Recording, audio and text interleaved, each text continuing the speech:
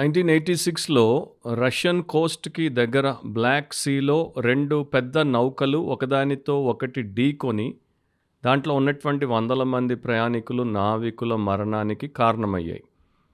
వారందరూ కూడా ఆ నౌకలు బద్దలైపోయినప్పుడు ఆ చల్లని ఐసులాగా గడ్డగట్టినటువంటి సముద్రపు నీటిలో పడి మునిగిపోయారు, చచ్చిపోయారు. తర్వాత ఇన్వెస్టిగేషన్ ప్రారంభమైంది. ఇన్వెస్టిగేషన్‌లో ఈ యొక్క నిపుణులు తెలుసుకున్నటువంటి ఆశ్చర్యకరమైనటువంటి విషయం ఏంటంటే, ఏదో అక్కడ ఉన్నటువంటి టెక్నికల్ ప్రాబ్లమ్ ద్వారా, రాడార్ ప్రాబ్లమ్ ద్వారా, లేకపోతే మరో ప్రాబ్లమ్ ద్వారా ఈ యాక్సిడెంట్ జరగలేదు. ఇద్దరు కెప్టెన్స్‌కి పక్కపక్కకి నౌకలు వచ్చాయి, దరిదాపుల్లో ఉన్నాయి, వేరువేరుగా దూరంగా పోవాలి అనే సత్యము తెలిసినప్పటికీ, ఇద్దరు అహంకారులు గనుక, ఇద్దరు మహా మొండివారు కనుక, మొదట నువ్వు పక్కకి పో అన్న ఆ ధీమాతో ఇద్దరు పక్కకి పోకుండా అట్లాగే పోయారు గనుక, వారి యొక్క డైరెక్షన్‌లో పోయారు గనుక 2 నౌకలు ఢీకొనేటట్టు చేశారు. ఇంతమంది ప్రాణాలకి హాని కల్పించినటువంటి దుష్టులుగా చరిత్రలో మిగిలిపోయారని ఇన్వెస్టిగేషన్ తేల్చేసింది. సో తర్వాత చాలామంది మాట్లాడుకున్నారు, అబ్బాయి ఎంత మొండి మూర్ఖులు ఆ మనుషులు అని. మొండితనం అనేది మనిషిలో మనకి చిన్నప్పటి నుండే కనపడుతుంది. చిన్నప్పుడు తల్లిదండ్రి మాట పిల్లలు వినకుండా ఏదైనా పట్టుకున్నప్పుడు తల్లి లేక తండ్రి తీసుకోకపోతే పిడికిలు అట్లా బిగించి వారి మీద బలప్రయోగం చేసి కిందికి పైకి గింజుకొని బిడ్డ చేస్తుండడం మనం ఎన్నోసార్లు చూస్తాం. ఇంట్లో చేస్తాడు, బజార్లో చేస్తాడు, స్కూల్లో చేస్తాడు, ప్రతి చోట చేస్తాడు. దాన్నే మొండితనం అంటారు. సో మొండితనము, స్టబ్బర్నెస్ అనేది అదొక పాపం. దేవుడి వాక్యంలో మనం చూస్తే మొండితనము పాపం. స్టబ్బర్నెస్ ఈజ్ సిన్. ఎందుకంటే స్టబ్బర్న్ పీపుల్లో, మొండి వారిలో గర్వం ఉంటుంది, మొండి వారిలో అవిధేయత ఉంటుంది, మొండి వారిలో మూర్ఖత ఉంటుంది. మొండివారు ఆజ్ఞలకు లోబడరు, వాటిని తిరస్కరిస్తారు. ఇదొక గుణ లక్షణం అన్నమాట, మనిషిలో ఉన్నటువంటి ఒక గుణ లక్షణం. మొండివారు మామూలుగా మనస్సును మార్చుకోరు. మొండివారు ఊరికే తమ మార్గములను మార్చుకోరు. మొండివారు మొండికేశారు అని మనం అంటాం. సో 2 రకాలుగా కూడా మొండితనం ఉంటుందని మనకు ఆంథ్రోపాలజిస్టులు అంటే సామాజికవేత్తలు చెప్తారు. మంచి మొండితనం ఉంటుంది. మంచి మొండితనం అంటే మనం రాజీ పడకుండా, పట్టు విడవకుండా, నమ్మిన దానికి న్యాయము చేయడానికి పోరాడడం. అది చాలా తక్కువ. కానీ చెడు మొండితనం అనేది, నెగటివ్ స్టబ్బర్నెస్ అనేది చాలా ఎక్కువ. ఈ నెగటివ్ స్టబ్బర్నెస్ వారిలో ఉండే కొన్ని లక్షణాలు ఏంటంటే, వారు అసలు వినరు, మాట వినరు, పూర్తిగా మాట వినిపించుకోరు, దాంట్లో ఉన్నటువంటి వాస్తవ విషయం ఏంటో తెలుసుకునేటువంటి ప్రయత్నమే చేయరు. నేను వినాల్సినటువంటి అవసరమే లేదు అని, నువ్వు చెప్పేది ఏంటో నేను అసలు అంచనా వేసుకోవాల్సినటువంటి పని లేదు, కన్సిడర్ చేయాల్సినటువంటి అవసరం నాకు లేదు అని ఉంటారు. ఇన్ఫ్లెక్సిబుల్గా ఉంటారు. అంటే గట్టిగా అట్లా గడ్డగట్టింది అట్లాగే ఉంటుందో సెటిల్ అయిపోయి అట్లాగే వారు ఏమాత్రం మార్పు లేకుండా ఉంటారు. మారడానికి ఇష్టపడరు, మార్పును వారు వ్యతిరేకిస్తారు. కొంచెం వారి మీద ఎవరైనా సరే చెప్పబోయి వారిని పట్టుకొని ఆపి వారికి నేర్పించబోయే ప్రయత్నం చేస్తే వెంటనే డిఫెన్సివ్గా అయిపోతారు. అంటే ఎదురుదాడి చేయడానికి వారు, లేకపోతే మరో రకంగా తప్పించుకోవడానికి వారు ప్రయత్నం చేస్తారు. సో ఈ రకంగా మొండివారు ప్రపంచంలో చాలామంది ఉన్నారు. ఒక ఇంగ్లీష్లో ఇట్లా రాయబడింది ఒక చోట, ఏమనుందంటే, కొన్ని చోట్లకి మనం వెళ్ళినప్పుడు హాస్పిటల్స్ కావచ్చు, హోటల్స్ కావచ్చు, పెద్ద పెద్ద మాల్స్ కావచ్చు, గ్లాస్ డోర్లు ఉంటాయి కదా, ఆ గ్లాస్ డోర్ల మీద పుల్ అని ఉంటుంది. పుల్ అంటే బయటికి లాగండి, తలుపు బయటి వైపు లాగి తీయండి అని. సో అట్లా ఉన్న చోట కూడా మొండివారు ఏం చేస్తారంటే పుష్ చేసుకుంటూ లోపలికి పోతారంట. అంటే అది బయటికి తెరుచుకునేది, కానీ వీరు దాన్ని లోపలికి తోసుకుంటూ పోతారు. అది వారి యొక్క వ్యక్తిత్వం, అది వారి యొక్క మనస్తత్వం. ఇర్మియా గ్రంథం 7వ అధ్యాయం 24వ వచనంలో, అయితే వారు వినకపోయిరి, చెవి ఒగ్గకుండిరి, ముందుకు సాగక వెనుక దీయుచు, తమ ఆలోచనలను బట్టి తమ దుష్ట హృదయ కాఠిన్యమును అనుసరించి నడుచుచు వచ్చిరి. సో వారు, ఇశ్రాయేలీయులు, వారికి ఉన్నటువంటి దుష్ట హృదయ కాఠిన్యం అంటే వారి యొక్క హృదయానికి ఉన్నటువంటి మొండితనం గురించి మాట్లాడుతున్నాడు. అండ్ వారు అందుకే వినలేదు, వారు చెవి ఒగ్గలేదు, వారు ముందుకు సాగాల్సింది పోయి వెనుకదీశారు, వారి ఆలోచనలను బట్టి వారు నడుచుకుంటున్నారు. సో స్టబ్బర్నెస్ అనేది it is a heart attitude, హృదయానికి ఉన్నటువంటి ఒక దుష్ట లక్షణం. అండ్ ఇర్మియా గ్రంథంలో మనం చదువుతూ ఉంటే ఇది చాలాసార్లు మనకు కనపడుతుంది. దేవుడు ప్రవక్త అయినటువంటి ఇర్మియా ద్వారా ఆ దేశస్తుల ప్రవృత్తి ఏంటో వారికి చూపిస్తున్నాడు. చాలాసార్లు వారికి స్పష్టంగా బయలుపరిచినా కూడా వారు ఇంకా మొండికేసి మార్పు పొందలేదు. 4:14 ఇట్లా ఉంటుంది. యెరూషలేమా, నీవు రక్షింపబడినట్లు నీ హృదయంలో నుండి చెడుతనము కడిగి వేసుకొనుము. ఎన్నాళ్ల వరకు నీ దుష్టాభిప్రాయములు నీకు కలిగియుండును.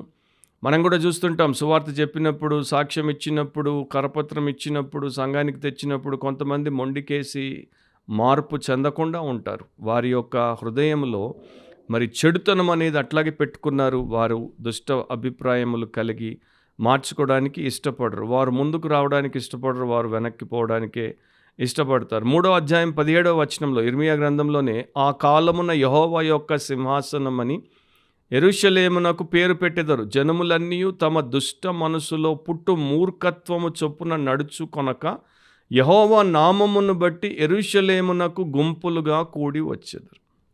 సో ఒక కాలంలో దేవుడు చేసేటువంటి కార్యమును బట్టి యెరూషలేముకు వచ్చేటువంటి జనాలు ఎట్లా మారిపోతాయి? దుష్ట మనసులో పుట్టు మూర్ఖత్వము చొప్పున నడుచుకోకుండా యెహోవా నామమును బట్టి యెరూషలేమునకు గుంపులుగా కూడి వచ్చెదరు. సో దేవుడి కార్యానికి ఎవరైతే లొంగుతారో, ఎవరైతే వాక్యానుసారంగా జీవించుటకు ఇష్టపడతారో అట్లాంటి వారు మొండితనాన్ని విడిచిపెడతారు. కానీ అట్లా ఉండదలచని వారు మాత్రం మొండితనాన్ని విడిచిపెట్టరు. ఇశ్రాయేలుకు ఒక పెద్ద చరిత్ర ఉంది. గొప్ప నాయకుల్ని దేవుడిచ్చాడు, గొప్ప ప్రవక్తల్ని దేవుడిచ్చాడు, గొప్ప కార్యాలు దేవుడు చేశాడు. ఇవన్నీ జరిగిన తర్వాత కూడా న్యాయాధిపతులు 2:19 మనం ఈ మాటలు చదువుతాం. ఒక్కొక్క న్యాయాధిపతి చనిపోగా వారు వెనుకకు తిరిగి ఇతర దేవతలను అనుసరించి పూజించుచు వాటికి సాగిలపడుచు ఉండుట వలన తమ క్రియలలోనేమి తమ మూర్ఖ ప్రవర్తనలోనేమి దేనిని విడువక తమ పూర్వీకుల కంటే మరి మిగుల చెడ్డవారైరి. సో వీరికి ఎంతోమంది న్యాయాధిపతులను ఇచ్చాడు. వీరు పాపం చేసినప్పుడల్లా చెరలోకి వెళ్ళేవారు. వేరే అన్య రాజులు వీరిని అణిచేవారు. వీరు దేవుడికి మొరపెట్టేవారు. దేవుడు వీరికి న్యాయాధిపతినిచ్చి విడుదల చేసేవాడు. ఇట్లా అంతా అయిపోయిన తర్వాత కూడా, ఒక్కొక్క న్యాయాధిపతి చనిపోయిన తర్వాత కూడా మళ్ళా వీరు వెనక్కి తిరిగారు. అట్లా చేశారంటే వారు ఎంత మొండి మూర్ఖులో మనకు అర్థమవుతుంది. సామెత 29:1 ఒక మాట ఉంది, ఒక హెచ్చరిక ఉంది. ఇది భయంకరమైన హెచ్చరిక. ఎన్నిసార్లు గద్దించినను లోబడని వాడు మరి తిరుగు లేకుండా హఠాత్తుగా నాశనమగును.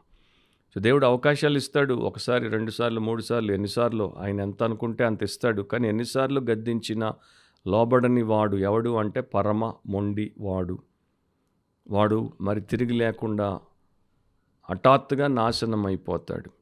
అండ్ ఎంతోమంది ఎన్నో రకాలుగా నాశనం అయిపోతారు. నాశనం అంటే పెద్ద ప్రాణాపాయ స్థితి వచ్చి ప్రాణం పోవడమే కాదు.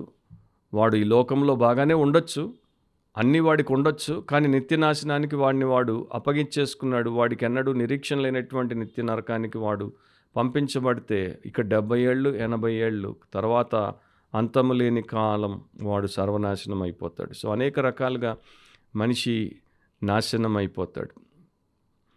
ఒక హిస్టారికల్ ఈవెంట్ జరిగింది 2006 సెప్టెంబర్ 4న ఆస్ట్రేలియాలో. స్టీవ్ ఇర్విన్ అనేటువంటి క్రాకడైల్ హంటర్, మొసళ్ళు ఉంటాయి కదా, వాటిని వేటాడేటువంటి ప్రత్యేకమైన వేటగాడు, ప్రపంచ ప్రసిద్ధిగాంచినటువంటి క్రాకడైల్ హంటర్.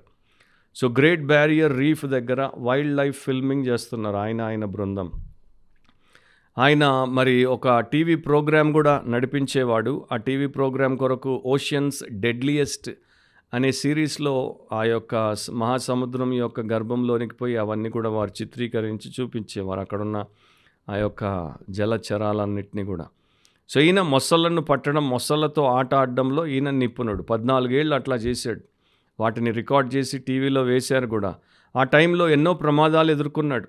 ఒక పెద్ద మొసలు ఒకసారి ఈయన్ని పట్టుకొని నీటిలోకి తీసుకెళ్ళిపోయి తప్పించుకొని బయటకు వచ్చాడు. ఒక పెద్ద కోబ్రా, మరి రెడ్ కింగ్ కోబ్రా, అది ఆయన మొహం మీదకి విషం చిమ్మితే బయటపడిపోయాడు. అండ్ ఒకసారి ఇంకొక జంతువు ఆయన్ని చంపబోతే, డ్రాగన్ అనేది చంపబోతే చెట్టెక్కి పైకి వెళ్ళి తప్పించుకున్నాడు. ఇన్ని రకాలుగా తప్పించుకున్నాడు. సో నేను చాలా గ్రేట్, నాలాంటి వ్యక్తి ఇంకొకటి ప్రపంచంలో లేడు అనేటువంటి పొగరు వచ్చేసింది. సో ఒకసారి దానికోసం ఆ యొక్క సిరీస్ కొరకు ఆయన కెమెరామెన్ ఇంకా ఇతరులు గ్రేట్ బ్యారియర్ రీఫ్లో నీటిలో ఉన్నప్పుడు, అప్పుడు ఫాగ్ అంటే ఈ మంచు ఉండడం చేత వారికి సరిగ్గా రికార్డింగ్కి ఉపయోగపడట్లేదు. ఆ టైంలో ఆయన లోపలికి వెళ్ళినప్పుడు స్టింగ్ రే అంటే ఒక రకపు చేప అన్నమాట. స్టింగ్ రే సముద్ర చరాల్లో అన్నిట్లోకెల్లా అత్యంత హాని చెయ్యనటువంటిది స్టింగ్ రే అనేటువంటి ఇట్లా చేటలాగా ఉంటుంది. వెనకాల ఒక పొడవాటి తోక ఉంటుంది ఆ చేప. ఎందుకో దాని వెంట పడ్డాడు. దాన్ని ఏదో చెయ్యబోయేసరికి మామూలుగా మనకి ఒక పెద్దలు చెప్పినటువంటి సామెత ఉంది కదా, పిల్లిని తెచ్చి ఇంట్లో పెట్టేసి దాన్ని వేధిస్తే అది పులైపోతుందని. సో ఈ స్టింగ్ రే ఏం చేసిందంటే, ఆయన తన వెంట పడుతున్నాడు, విసిగిస్తున్నాడు అని చెప్పి ఒక్కసారి దాని తోకతో ఆయన గుండెల్లోకి పొడిచింది. సో 10 అంగుళాలు ఆ యొక్క తోక పదునుగా గుండెల్లోకి వెళ్ళి ఆయన హార్ట్ని పంక్చర్ చేసేసింది. ఆ సముద్రం నీటిలోనే రక్తం బయటకు వచ్చేసింది. కెమెరామ్యాన్ చూశాడు, అది కూడా రికార్డ్ అయింది. దాని తర్వాత వారిని వెంటనే బయటికి తెచ్చారు, హెలికాప్టర్ని పిలిపించారు. హెలికాప్టర్లో హాస్పిటల్ తీసుకుపోయే సమయంలో ఆయన చచ్చిపోయాడు. ప్రపంచమంతా ఆశ్చర్యపోయింది. ఎందుకంటే ప్రపంచంలో రికార్డెడ్ హిస్టరీలో ఇప్పటిదాకా అనేక జంతువుల ద్వారా, జలచరాల ద్వారా చచ్చిపోయినటువంటి వారు వేలు లక్షల్లో ఉన్నారు. కానీ స్టింగ్ రే ద్వారా చచ్చిన వారు కేవలం 17 మందే. ఆ 17th మ్యాన్ ఈ స్టీవ్ ఇర్విన్. సో అందరూ ఇంత ఘనకార్యాలు చేసినటువంటి వ్యక్తి ఎవరు ఊహించినటువంటి ఆ చిన్న చేప చేతుల్లో చచ్చిపోయాడు అని వాపోయారు. సో హఠాత్తుగా నశించిపోతారని దేవుడు ఊరికే చెప్పలేదు. ఇదొక భౌతికపరమైనటువంటి ఉదాహరణ. కానీ ఆత్మీయముగా చాలామంది నాశనం అయిపోతారు. వాక్యాన్ని వింటారు, దాన్ని పాటించకుండా మొండికేస్తారు. చూడండి ఎంతమంది ఎన్ని రకాలుగా వారితో సలహాలు ఇచ్చి వారికి సూత్రాలు చెప్పినా కూడా మొండికేస్తారు. చూడండి, ఎవరు ఏం చెప్పినా నేను వినా, నాకు కావాల్సిందే నేను చేస్తా, నాకే అంతా తెలుసు, నేను ఎవరి మాటకి లొంగ అనుకునేటువంటి మొండి మూర్ఖులందరూ కూడా ఒక రోజున మరణానికి అప్పగించబడతారు. అండ్ కౌన్సిలింగ్లో కూడా మనం చాలాసార్లు చూస్తుంటాం, అది నీకు హాని చేస్తుంది, అది నీ జీవితాన్ని పాడు చేస్తుంది, నీకు ప్రాణాన్ని తీసేస్తుంది, నీ సాక్ష్యాన్ని చెరిపేస్తుందన్నా కూడా మళ్ళా పోయి అదే పని చేస్తారు. ఇక కౌన్సిలింగ్ చేసేటువంటి సేవకులకి ఒకసారి, 2 సార్లు, 4 సార్లు, 6 సార్లు చెప్పాము, ఇంకేముంది చెప్పేందుకు అని వారు కూడా నీరు గారిపోయే పరిస్థితి వచ్చినా వీరు మానరు. అట్లాంటి మొండిలు చాలామంది సమాజంలో ఉన్నారు అండ్ క్రైస్తవ సంఘంలో ఉన్నారు. అట్లాంటి వారు ఈ స్వనాశనాన్ని వారు తెచ్చుకోకుండా ఉండాలంటే అది పాపమని, దేవుడికి వ్యతిరేకమని, వారి జీవితానికి హానికరమని, లేకపోతే సర్వనాశనాన్ని కూడా తెచ్చిపెట్టేటువంటి అంశమని గుర్తించి దాన్ని వెంటనే మానేస్తే దేవుడు కనికరిస్తాడు, దేవుడు క్షమిస్తాడు, దేవుడు రక్షిస్తాడు, దేవుడు క్రొత్త హృదయమును స్వభావమునిచ్చి నిన్ను నూతన జీవితంలో నడిపించి జీవింపజేస్తాడు. అట్లాంటి కృప దేవుడు ఇవ్వడానికి సిద్ధమే. కానీ ఇప్పుడు ఈ వాక్యం వింటున్నటువంటి నీవు అలాంటి మొండితనంతో ఉంటే వెంటనే దాన్ని మార్చేసుకో. ఈ మధ్య మేము ఇంకోటి, అంటే ఎప్పటి నుండో తెలుసు కానీ ఈ మధ్య ఎక్కువ అయ్యేది ఏంటంటే, ఈ పాస్టర్ గారిని అడుగుతారు, ఇది నా ప్రాబ్లం, దీనికి బిబ్లికల్ సొల్యూషన్ ఏంటి అని చెప్తే వాడికి మారేటువంటి గుణం లేదు, మొండివాడు కనుక ఇంకో పాస్టర్ని అడుగుతాడు, ఆయన అట్లాగే చెప్తే ఇంకో పాస్టర్ని అడుగుతాడు. సో ఇప్పుడు ఆన్లైన్లో ఎంతోమంది అవైలబుల్గా ఉన్నారు, వీడెవడో వారికి తెలియదు, వీడు ఫోన్లు చేసి మెయిల్లు రాసి అందరిని అడుగుతూనే ఉంటాడు. 10 మంది చెప్పినా, డజన్ మంది చెప్పినా ఒకవేళ అదే చెప్తే మాత్రం వాడు మార్పు చెందాడు. అంత మొండి మూర్ఖుడు. అట్లాంటి వారు మరణానికి తమను తాము అప్పగించుకుంటారు. ఆ దుస్థితి మీలో ఎవరికి పట్టకుండా జాగ్రత్త పడండి. ఎందుకంటే ఆయన వాక్యము సత్యము, నీ వాక్యమే సత్యమని ప్రభువే పలికాడు. అది ఎప్పటికీ నెరవేరుతుంది. మన ఆలోచనలు, అభిప్రాయాలు, మనకున్నటువంటి అపోహలన్నీ అబద్ధాలు, అవన్నీ కూడా కొట్టుకుపోతాయి. మరోసారి నీ వాక్యమే సత్యంలో దేవుడు మనల్ని కలిపేంత వరకు ప్రభు అయిన యేసుక్రీస్తు యొక్క అపారమైన కృప మీ ఆత్మలకు తోడై ఉండి రక్షణ మార్గములో మిమ్మును స్థిరపరచునుగాక. ఆమేన్.